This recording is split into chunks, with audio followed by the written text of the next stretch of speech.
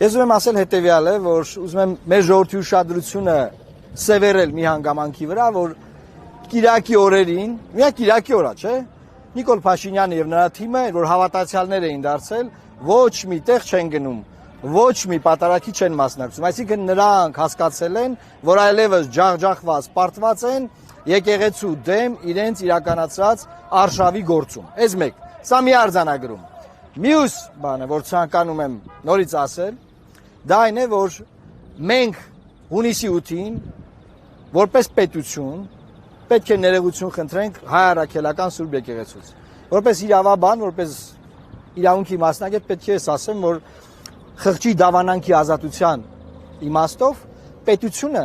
պոզիտիվ պարտավորություն շատ քիչ ունի, ինչ նշանակում պոզիտիվ պարտավորություն, որ ինչ որ բան պետք է անի, որ մարդիկ հավատան իրենց հավատալիքներին։ Ընդհակառակն է, պետությունը չպետք է միջամտի մարդկանց գործերին,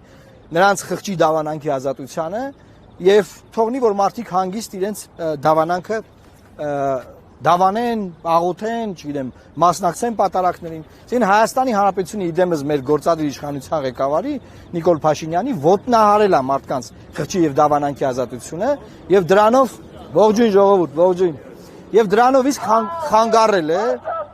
խանգարել է մարդկանց հավատքի գործունեությանը, նաեւ միջամտել է կոնկրետ կրոնական կազմակերպության տվյալ պարագայում հայ առաքելական Սուրբ եկեղեցու ներքին գործերին։ Սակայն հայ առաքելական Սուրբ եկեղեցին սովորական կրոնական կազմակերպություն չի, որ միայն նեգատիվ պարտավորություն ունենա պետությունը։ Այն նաև մեր սահմանադրությամբ հստակ ինստիտուցիոնալ նկարագիր ունեցող, սահմանադրական հենք ունեցող ինստիտուտ է, եւ հետեւաբար իշխանությունները ոչ միայն խղճի դավանանքի ազատություն են ոտնահարել, այլ նաև սահմանադրության այն դրույթը, որը վերաբերում է հայ առաքելական Սուրբ եկեղեցուն։